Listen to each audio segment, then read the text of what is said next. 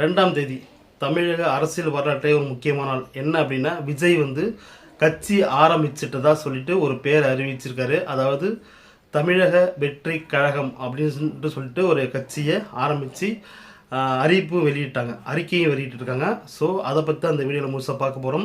விஜயோட திடீர் அரசியல் பிரவேசம் அப்படின்னு சொல்லிட்டு நிறைய பேர் பேசுகிறாங்க. விஜய் அரசியலுக்கு லாக்கி இல்லை அப்படின்னு சொல்கிறாங்க. நிறைய பேர் நிறைய கருத்துக்களை சொல்கிறாங்க. ஸோ நாம் விஜய் என்ன சொல்லியிருக்காரு, அந்த அறிக்கையில் என்ன சொல்லியிருக்காங்க, நான் விஜய் பற்றி எந்த கோணத்தில் பார்க்குறேன், விஜய்க்கு சில அட்வைஸ் சொல்கிற அளவுக்கு நம்ம பெரிய ஆள் இல்லை, இருந்தாலும் நம்ம சொல்லுவோம்.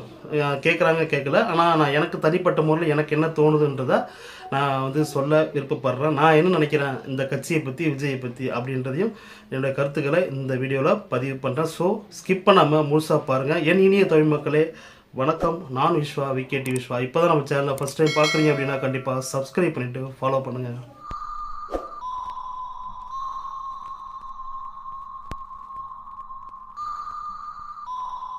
விஜய் வந்து கடந்த 2ஆம் தேதி வந்து தன்னுடைய கட்சிக்கு வந்து ஒரு பேர் அறிவிச்சிருக்காரு. அதாவது விஜய் ரசிகர் மன்றம், விஜய் நற்பணி மன்றம், அப்புறம் வந்து விஜய் மக்கள் இயக்கமாக இருந்துச்சு. இப்போ வந்து அது ஃபுல்லாகவே கட்சியே வந்து அதாவது கட்சியாகவே ஆக்கிட்டார். தன்னுடைய கட்சியின் பேரை வரைக்கும் வெளியிட்டாங்க. 2ஆம் தேதி, அதாவது நேற்று வந்து டெல்லிக்கு போயிட்டு, அதாவது புஷி ஆனந்த் இருக்கார்ல, அவரோட ரசிகர் மன்ற தலைவர், அவர் தான் அப்போ எழுந்திருக்காரு.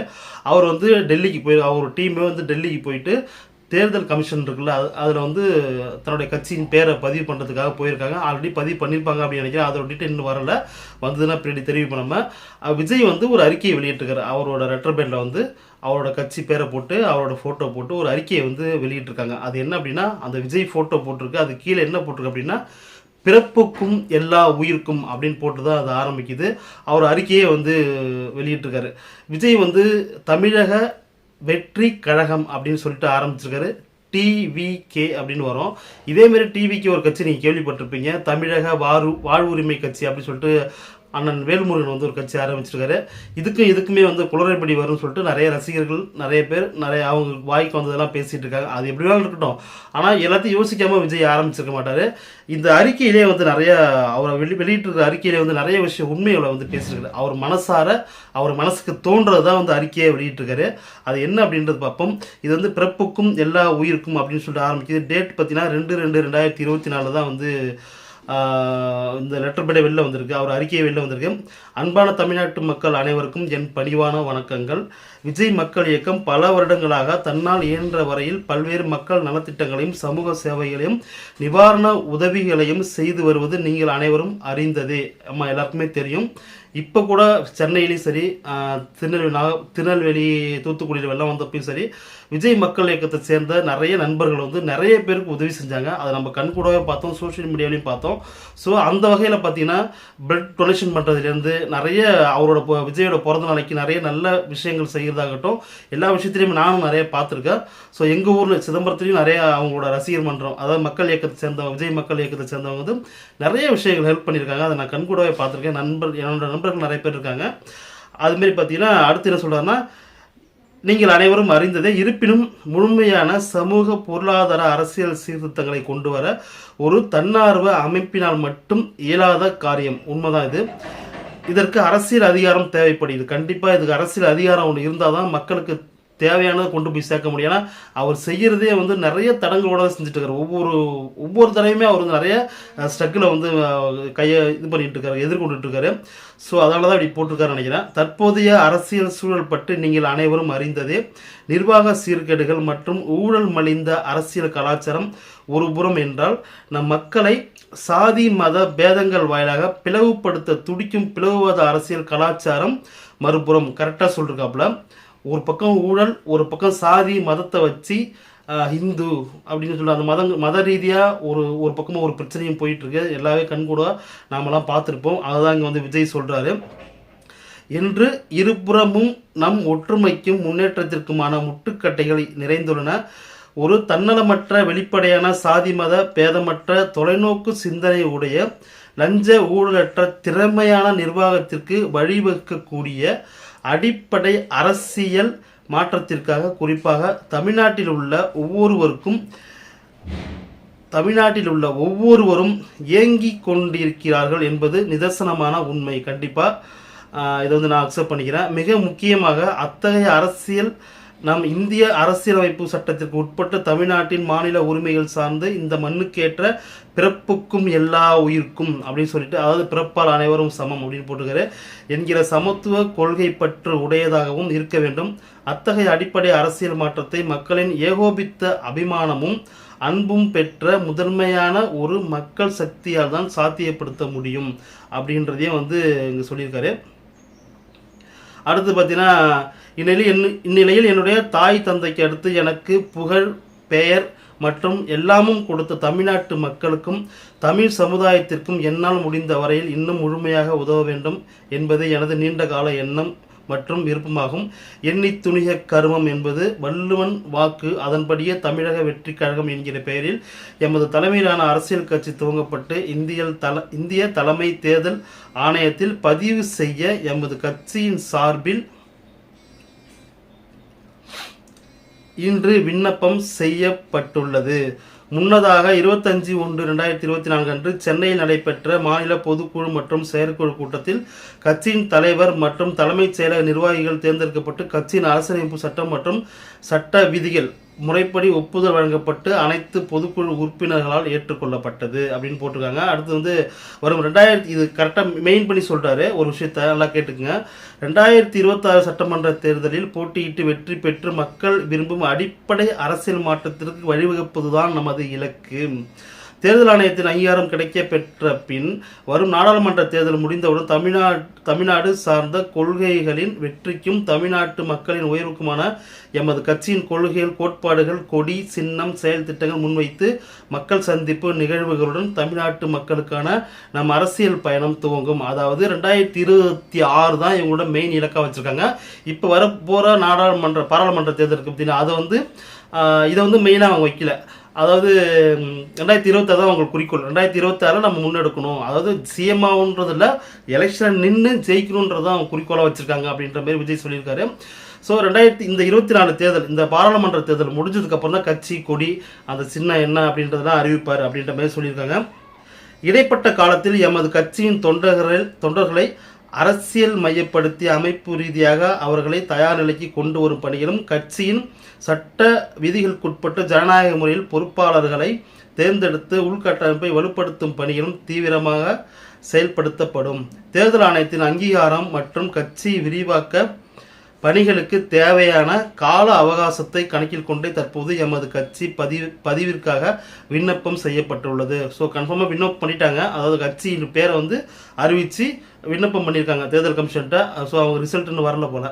ஸோ 2024 நாடாளுமன்ற தேர்தலில் நாம் போட்டியிடுவதில்லை என்றும் எந்த கட்சிக்கும் நம் ஆதரவு இல்லை என்றும் பொதுக்குழு மற்றும் செயற்குழுவில் முடிவெடுக்கப்பட்டுள்ளது என்பதையும் தாழ்மையுடன் இங்கு தெரிவித்துக் கொள்கிறோம் அப்படின்ற போட்டிருக்காங்க. ஒரு 2024 நம்ம நாடாளுமன்ற தேர்தலில் வந்து யாருக்கும் எந்த இதுவும் நாங்கள் வந்து உறுதுணையாக இல்லை, யாருக்கும் நாங்கள் சப்போர்ட் கிடையாது, நாங்கள் வந்து இந்த தேர்தலில் போட்டியிடுவதில்லை அப்படின்ற சொல்லிட்டு அவங்க நிர்வாகிக்குள்ளே, அவங்க குழுக்குள்ளே, அவங்க மக்கள், அவங்க ரசிகர்கள்ட்ட சொல்லிக்கிறாங்க. ஸோ இறுதியாக என்னை பொறுத்தவரையில் அரசியல் மற்றொரு தொழில் அல்ல. நல்லா நோட் பண்ணிக்கங்க. என்னை பொறுத்தவரையில் அரசியல் வந்து ஒரு தொழில் அல்ல அப்படின்றத இங்கே குறிப்பிட்டு சொல்லியிருக்காரு.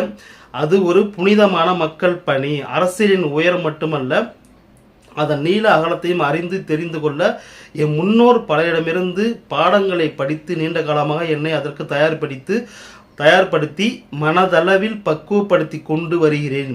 எனவே அரசியல் எனக்கு பொழுதுபோக்கு அல்ல, அது என் ஆழமான வேட்கை. அதில் என்னை முழுமையாக ஈடுபடுத்தி கொள்ளவே விரும்புகிறேன். என் சார்பில் நான் ஏற்கனவே ஒப்புக்கொண்டுள்ள இன்னொரு திரைப்படம் சார்ந்த கடமைகளை கட்சி பணிகளுக்கு இடையூறு இல்லாத வகையில் முடித்துவிட்டு முழுமையாக மக்கள் சேவைக்கான அரசியலில் ஈடுபட உள்ளேன். அதுவே தமிழ்நாட்டு மக்களுக்கு நான் செய்யும் நன்றி கடனாக கருதுகிறேன். இப்படிக்கு உங்கள் விஜய், தமிழக வெற்றி கழகம் சொல்லிட்டு தலைவர்னு போட்டு கையெழுத்து போட்டிருக்காரு. இதுதான் வந்து அவரோட அறிக்கையில் வந்து தெளிவாக சொல்லியிருக்காரு. இப்போது கடைசியாக ஒரு படம் அவர் வந்து கையெழுத்து போட்டிருக்காரு.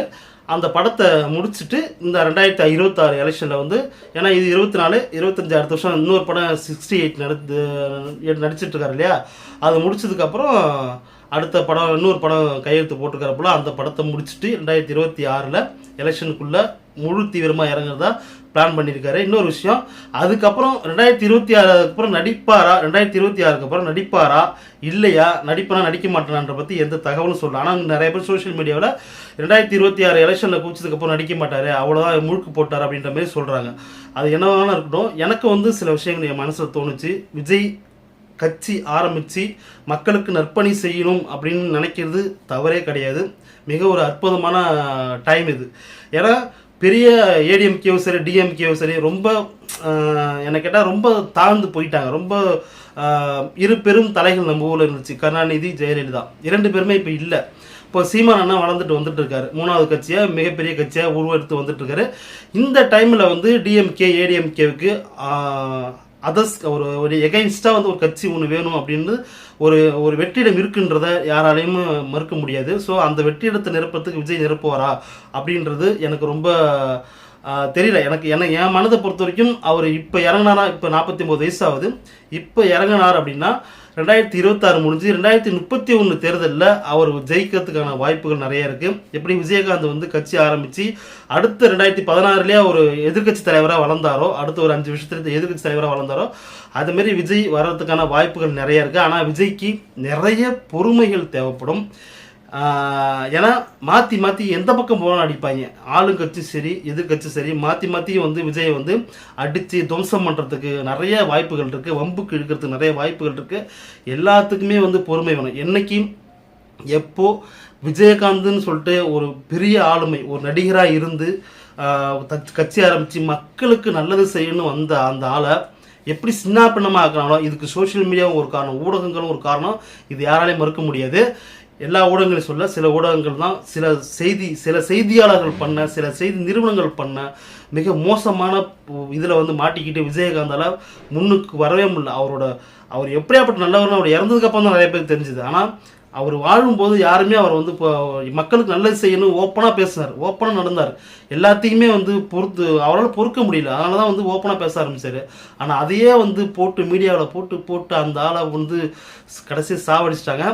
அவர் விட்டுருவோம். அந்தமாரி வந்து விஜய்க்கு நிறைய பொறுமை தேவை, எதையும் ஓப்பனாக பேசக்கூடாது. நிறைய விஷயங்களை வந்து பொறுமை காத்து வந்தார் அப்படின்னா 2031 தேர்தலில் அவர் சிஎம் ஆகிறதுக்கு நிறைய சான்சஸ் இருக்குது. ஏன்னா கோடிக்கணக்கான ரசிகர்கள் இருக்காங்க. நீங்கள் வேணால் நம்பிக்கை இல்லாமல் இருக்கலாம், ஒரு வீட்லேயும் ஒரு விஜய் ரசிகர் இருக்காங்க. ஸோ அவங்க நினச்சா விஜயை ஒரு சிஎம் ஆக்கிறதுக்கான வாய்ப்புகள் நிறையா இருக்குது. இளைஞர்கள் நிறைய பேர் இருக்காங்க. இந்த பீரியடில் எலெக்ஷனுக்கு ஓட்டு போகிறவங்களும் சரி, அடுத்த எலெக்ஷனில் ஓட்டு போகிற இளைஞர்களும் அடுத்தடுத்து வந்துக்கிட்டே இருப்பாங்க. 10 வருஷத்துக்கு இளைஞர்கள் நிறையா வந்துட்டு தான் இருப்பாங்க ஓட்டு போகிற. அதாவது முதல் வாக்கு செலுத்தக்கூடிய இளைஞர்கள் நிறையா வந்துட்டு இருப்பாங்க. அவங்களோட சப்போர்ட் விஜய்க்கு நிறைய இருக்கும். ஆனால் விஜய் பொறுமை காக்க வேணும் அப்படின்றத, அவர் பொறுமை காத்தா மட்டும் பத்தாது, அவரோட தொண்டர்களாக இருக்கக்கூடிய அவர் யாரெல்லாம் எம்எல்ஏவாக நிப்பாட்டுவார், யாரெல்லாம் கட்சி ஆளுங்க நிறைய பேர் நிப்பாட்டுவாங்கள்ல, அந்தமாரி அவர் கவுன்சிலராக இருக்கட்டும், பிரசிடெண்ட்டாக இருக்கட்டும், இல்லை எம்எல்ஏ ஆகட்டும், அவங்களோட ஆட்களும் வந்து பொறுமை காத்து இருந்தாங்க அப்படின்னா கண்டிப்பாக 2031 விஜய் சிஎம் ஆகிறதுக்கான வாய்ப்புகள் நிறைய இருக்குது. என்னடா எனக்கு இன்னொரு மைண்டில் ஒன்று ஓடிச்சு, நிறைய பேர் கேட்குறாங்க, என்னடா படத்தில் நடிக்கிறாங்க, நடிகர்கள்லாம் சினிமாவுக்கு வந்தால் என்னடா ஆகுது அப்படின்னு சொல்லிட்டு. இன்று இல்லைங்க, அண்ணா காலத்துலேருந்தே வந்து அண்ணாவாக இருக்கட்டும், கருணாநிதியாக இருக்கட்டும், எம்ஜிஆராக இருக்கட்டும், ஜெயலலிதாவாக இருக்கட்டும், விஜயகாந்தாக இருக்கட்டும், கமலஹாசனாக இருக்கும். இன்னைக்கு கமலஹாசன் வந்து கட்சியில் இருக்கார், நடிச்சிட்டு இருக்காரு. ஆனால் அவர் வரைக்குமே வந்து எல்லாருமே வந்து ஏன் நம்ம கேபி சுந்தராம்பாள் அவங்க கூட வந்து அரசியலில் இருந்தாங்க அப்படின்றது நான் இப்போ தான் லேட்டஸ்ட்டாக படித்தேன். ஸோ எல்லாருமே வந்து சினிமாவில் இருந்து தான் அரசியலுக்கு நிறைய பேர் நம்ம தமிழ்நாட்டில் வந்திருக்காங்க. குறிப்பாக மற்ற நாடுகளில் அதுமாரி கிடையாது, ஆனால் தமிழ்நாட்டில் நம்புகிறாங்க. ஸோ விஜய் அண்ணா நீங்கள் வர்றது வந்து வெல்கம், ஆல்வேஸ் வெல்கம் யூ அப்படின்ற மாதிரி நீங்கள் வாங்க, மக்களுக்கு நல்லது செய்வீங்க அப்படின்றத நான் மனசார நம்புகிறேன். நான் உங்களோட மிகப்பெரிய ஃபேனு. நான் ரசிகராக சொல்ல, நீங்கள் கொண்டு போகிற நலத்திட்டங்கள் நீங்கள் நிறைய மக்களுக்கு செய்கிறீங்க கொஞ்சம் கொஞ்சமாக, அதனால் நீங்கள் செய்வீங்க அப்படின்றத நான் நம்புகிறேன். சும்மா கிடையாது, ரசிகர்களே புரிஞ்சுக்கிங்க. ஒரு படத்துக்கு கிட்டத்தட்ட 150 கோடி வரைக்கும் பணம் சம்பாதிக்க முடியும் அவரால். வருஷத்துக்கு ஒரு படம் கொடுத்தாலுமே வருஷத்துக்கு 150 கோடி ரூபா அவரோட சம்பளம். ஸோ இதை விட்டுட்டு ஒரு மனுஷன் வந்து அரசியலில் குதிக்கணும், அரசியலில் மக்களுக்கு நல்லது செய்யணும்னு நினைக்கிறது வந்து மிகப்பெரிய விஷயம். அவருக்கு தேவையே கிடையாது. இப்படியே ஓட்டிட்டு நான் வந்து இப்போ ஒருத்தர் சொல்லிட்டு தெரிஞ்சிருந்தாரு, உங்களுக்கு தெரியும், நான் எப்படி சொல்ல விரும்பலை. அதாவது நான் எப்போ வருவேன் எப்படி வருவேன்னு யாருக்குமே தெரியாது, ஆனால் வர வேண்டிய நேரத்தில் கரெக்டாக வருவேன்னு ஒருத்தர் கடைசி வரைக்கும் வரவே இல்லை பார்த்தீங்களா. அதுமாரிலாம் இல்லாமல் நான் தன்னுடைய 49 வயசில் நான் அரசியல் உள்ள என்ட்ரி ஆகிறேன் அப்படின்றத துணிச்சலாகவும் சொல்கிறது வந்து ஒரு மிகப்பெரிய மனசு வேணும், ஒரு மிகப்பெரிய நம்பிக்கை வேணும். அது மக்கள் மேலே நம்புகிறாரு. ஸோ விஜயை நான் வந்து வெற்றி பெறத்துக்கான வாய்ப்புகள் நிறைய இருக்குது அப்படின்றது எனக்கு நல்லாவே தெரியுது. அவரோட ஃப்யூச்சர் நல்லாயிருக்கும். இன்னொன்று, சீமான் அவர்களும் விஜயும் இணைந்தாங்க அப்படின்னா கூட இன்னும் இந்த எலெக்ஷனில் கூட 2026 எலெக்ஷனில் கூட ஜெயிக்கிறதுக்கான வாய்ப்புகள் நிறைய இருக்குது. ஸோ அது அவங்க தான் முடிவு பண்ணணும். ஆனால் என்னை கேட்டால் எந்த இதுலேயுமே யாரு கூடயும் கூட்டு சேராமல் கூட்டணி வைக்காமல் தனித்துவமாக சீமானண்ணா எப்படி நிற்கிறாரோ அதுமாரி விஜய் அண்ணா நின்னாங்க அப்படின்னா ஃப்யூச்சரில் சீமானண்ணா கட்சியும் விஜய் அண்ணா கட்சியும் தான் மிகப்பெரிய போட்டியாக, டிஎம்கேக்கு ஏடிஎம்கே எப்படி இருந்துச்சோ அதேமாரி மிகப்பெரிய போட்டியாக வரதுக்கான வாய்ப்புகள் நிறையா இருக்குது. ஸோ அப்படி ரெண்டு கட்சியும் எதிர்கட்சி ஆளுங்கட்சியாக வந்துருச்சுன்னா ரெண்டுமே நல்லதுக்கு தான், நம்ம தமிழ்நாட்டுக்கு நல்லது, மிகப்பெரிய நல்லது. அவங்க சொல்கிறதுல பாதி செஞ்சாலே போதும் அப்படின்னு நான் நினைக்கிறேன். வெயிட் பண்ணி பார்ப்போம், காலம் இதற்கு பதில் சொல்லும் அப்படின்றத இந்த வீடியோ ஷேர் பண்ணுங்கள். மீண்டும் இன்னொரு வீடியோவில் சந்திக்கிறேன். நான் விஸ்வா, விகேடி விஸ்வா. பாய்.